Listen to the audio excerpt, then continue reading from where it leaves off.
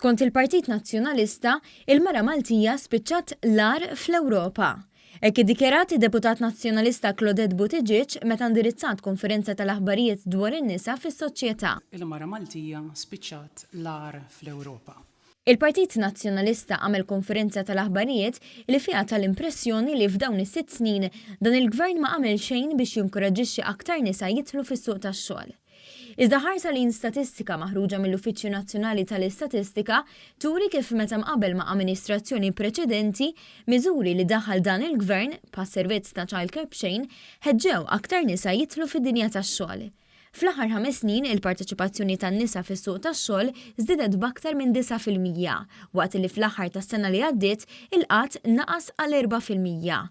Iżda quddiem din l-istatistika u l-isforzi tal-gvern biex aktar nisa joħorġu jaħdmu, il-kandidat tal-Parlament Ewropew fisem il-Partit Nazzjonalista, Rosalind Borchnight, qalet il-mara taħdan il-gvern marret lura. Il-mara marret lura. Bil-gvern issa qiegħed jaħdem għal bidla bżonjuża biex tiżdied il-parteċipazzjoni tan-nisa fil-politika.